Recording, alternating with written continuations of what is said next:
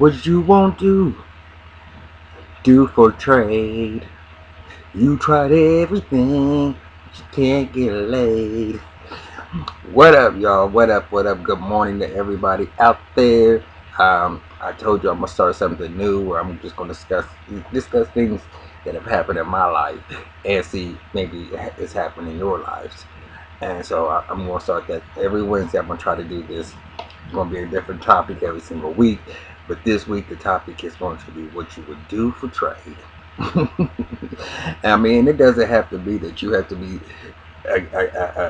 or be a guy like another guy, I mean, a dude or whatever, particular dude. It could be a man who trying to get a woman, or a woman who trying to get a man, and the things that you'll do to get with that person. That's basically what this topic gonna be. But I can only talk about my experiences. But before I get started, I'm still on a high from last night. The haves and the have-nots season finale took me some places that I was like, "Oh shit!" That it was a good episode, y'all. Very good episode. But I want to just say this to people out there: if you, if my cursing, if the reason why you're disliking my videos, and I've only had a couple, but I think it's the same person. If and if it's not, if the reason why you're disliking my videos is because of my cursing, I said from the very beginning, it's something that is just a part of me. I'm not making it up, and I don't sit there and put the cuss words in my mouth because I'm trying to sit there. That's how my mouth flows. I have been talking like this for years, and when I'm rambling, I don't have time to be thinking about am I cussing or am I not cussing, because that's not me. So if it's the cursing, then the reason, and if it's not the cursing, then tell me what I'm doing wrong. I mean, I'm cool with that, but if that's the reason why you sitting there disliking it, then don't watch it. Don't watch it, fair. I mean, and then another person gonna sit there and leave me a message saying, "Yes, you done that. You talked 30 minutes and didn't say nothing." And I'm sitting there saying, "Well, whoever the fuck left that damn comment? Well, bitch, why did you sit there and watch it for 30 minutes?" I know I ain't gonna watch that for 30 minutes and they ain't talking about nothing. You mean we want to watch it all the way to the last, on minute 29, you was like, well, maybe he might sit there and say something. Bitch, move on. Okay, move on. I mean, my subscribers, I love y'all so much. People liking me, commenting, or whatever. But let's get this started with this. Yesterday, in my review of the haves and the have-nots, I was talking about Jeffrey. How when he was telling Wyatt, "Oh, I love you, Wyatt. I always have loved you," and I was talking about the things in my lifestyle that there's been many times that I would go all out my way, y'all, all out my way. And I said I got a story for you. I got a couple of them actually, just to solidify my point.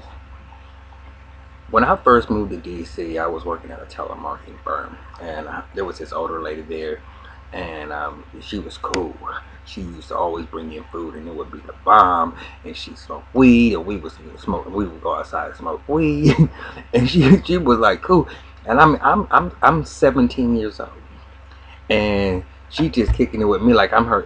Like she didn't took me in or whatever, and I was in awe because she smoked weed. She was so nice. I was like my mom. So I would take her on little runs because she didn't have a car and she stayed out in Forestville.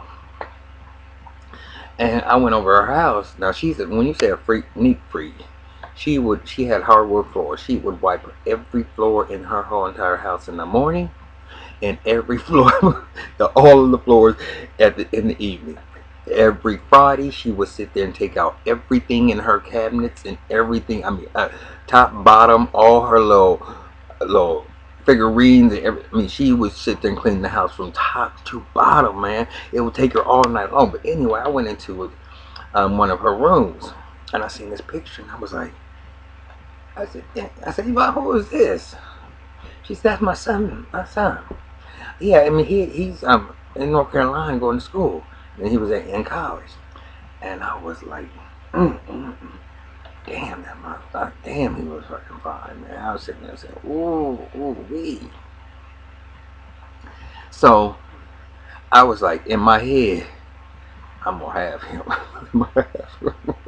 That's what I said I'm gonna have. So he graduate and he come back and he's staying with her temporarily, and because him and his girl, his baby mama was having some issues, so he starts staying with her, because they wasn't getting along. But he sold weed, so you know what a bitch like me, you sell weed. That's my little end game, right?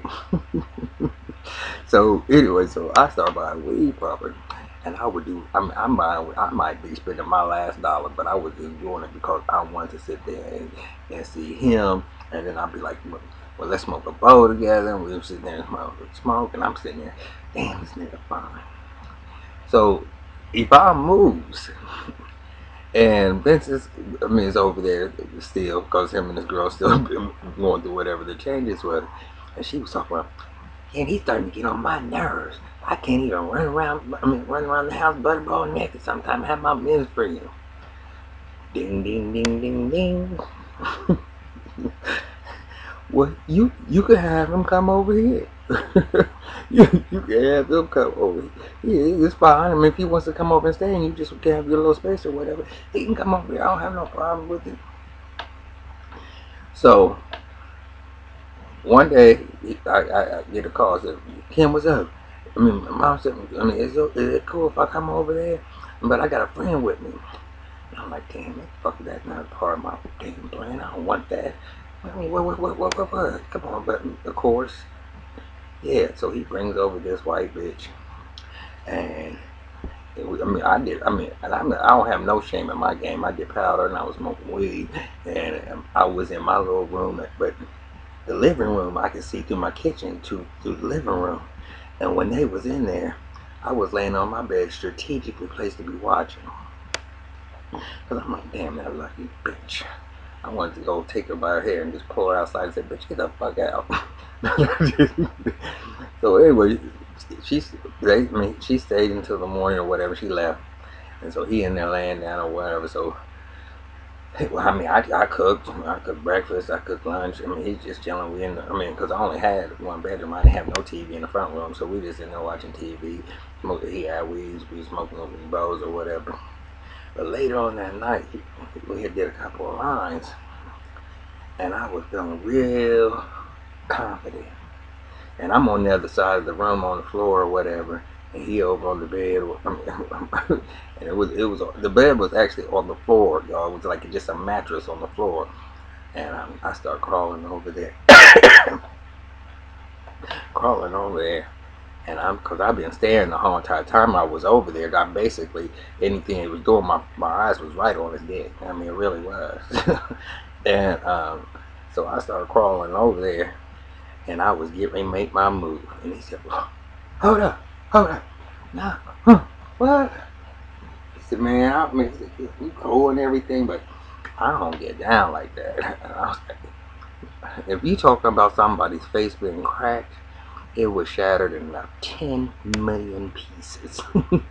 10 million, I mean, I was outdone. I mean, I felt embarrassed. I wanted to just cower up and go sit in the corner somewhere, or maybe go into the other room or anything. I was so embarrassed. And so we did about maybe about an hour later, and he's sitting over there, and he said, "You want to taste it?" And you one of those a bitch like me. You turn the motherfucking shit down. I was on like a motherfucker. But for 30 years, meanwhile, hold on, I'm 8, 17. Okay, almost 30 years. I say 27 years. Yeah. Me and him off and on over the whole entire years we have been fucking around. So I did get what I wanted to get, and I was able to get it. But you put your work into it, and when especially when there's somebody who is straight, and you put your work into it, It'd be worth it. But sometimes you just put. I mean, you be going uh, over top to get what you want. So that's one thing. Now I ain't gonna say no. I've always been no angel. So the second person was the dude named. I'm gonna give his name because I don't even know where he is. His name was Travis, and he was a friend of mine. He was like somebody who would come through my a friend of mine, and they would supposedly from according to my friend that he's the piece of just when he comes in town or whatever he breaks me off or whatever. My friend and me are not on the same level. At least as far as I'm concerned. Because anybody who might like him, I know that I'm not feeling that person. But when I seen Travis, I was like, damn. And Travis was that motherfucker that was get whatever he could motherfucking get anyway. So he went to the bathroom. He talking motherfucking shit to me, and it wasn't too much to me.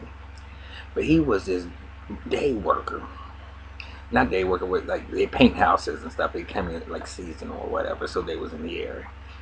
And so he ended up going to outside. I mean, past Indianapolis, way on out there. Now I would ride all the way to 2.5, 3 hours to go up there and spend the motherfucking weekend with him. And we were motherfucking chill, but he wasn't fucking at all. And I'm like trying to put in all this motherfucking work, and he's still talking about bitches and everything else. And I'm like, I ain't come up here, ride all the way up this motherfucking way to get get this. I mean, and I'm already doing my friend dirty because he claiming y'all got a situation that you telling me is not the case. But I still know in my boy's mind that he thinks that y'all like that.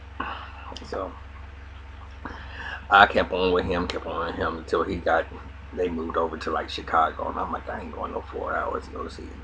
But I put in a lot of work of going back and forth there. I mean, a lot of work.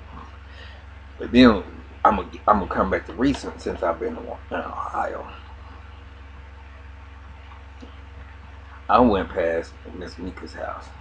Miss Mika, I don't know. I went past Miss Mika's house because first of all, I hear that back in the day she was the motherfucking goddamn bitch, but when I say somebody done fell off, they done fell off. I know what that is, and oh, so but she was cool, and the reason why I used to like to go past her house was because Trey would be over there. Well, I go up over there one day, and we sitting there smoking, and I'm sitting there high as Judy Brown. And who comes to the motherfucking door because he just got off from work? My boss. Oh man, I was too old. I'm talking about too old to let a motherfucker sit there just string me along the way he did. He had me to the point I could be in the middle of anything and he'd be like, I need a ride. I would stop whatever I was doing. I would be there. Man. And the things that I did and all the sacrifices that I made for him, I never had him. Never did. I mean, I'm talking about I put in months of work. So, I guess my point of the whole matter is I'm just not telling you about this. Sometimes a challenge is a challenge. And once the challenge is over, you might not even want the person anymore. But it's just the fact that you're trying to get the person. But I mean, there's always that female that you know that you can call and do anything for you, and you ain't even fucking with her for real. But you know if you ever need anything, you got her. And there's always that nigga that you know is sitting there thirsty as a motherfucker, and you sit there calling, and you don't even got fuck, and they'll go through hoops. I mean, well, it turns around on you too. Because sometimes it's you the one that's being played, or not played, but necessarily. Because sometimes you go into it with your eyes open. You can't get played if that's something that you're willing to deal with. See, I mean, why are you being so dumb? I ain't being numb because I have a plan that I'm something I'm trying to get to the end game. As long as I'm working toward my goal, sometimes you gotta sit there and just make your way to it. It ain't just gonna come to you easy. And I might be fine.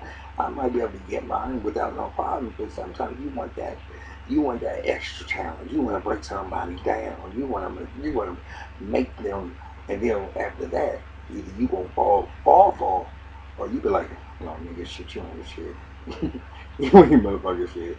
Because I'm telling you, the love of my life, I already told you that whole story. This man, I mean, he he he can he waited until he felt he had no other. I mean, I guess he just, I guess he had a heart because he just felt obligated.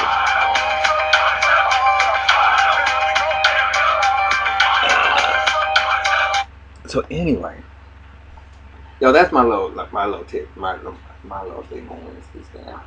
What you won't do for trade. You tried everything, but you can't get laid.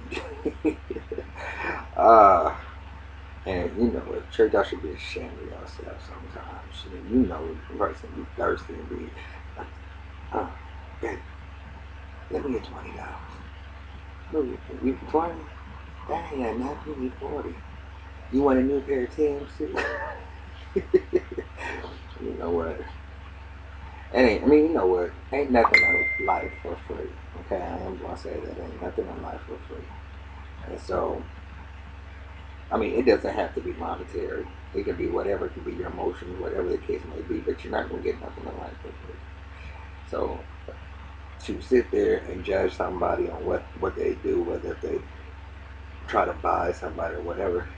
I mean, even I don't care what you sit there and say. You whatever you do, you can really, if it's costing you your time and your energy in some way, shape, or form, you pay. Okay, you are. But anyway, that's my thing. I just want to come out and say that I appreciate y'all for real. I really power this week has put me on a whole different level as far as the number of views that I've had and the number of likes that I've had and comments. And I greatly appreciate that. It just makes me feel confident that I am growing.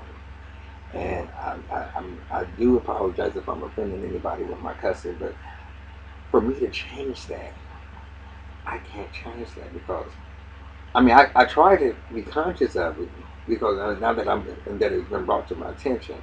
But when I get hyped and I start rambling, and y'all know I ramble on and ramble on, I don't even be thinking about what I'm saying. I don't have no script right now. I'm not talking from no teleprompter, and I don't have no little list. So I'm just saying to you, continue to watch me, continue to comment, and I know some of y'all out there y'all can relate.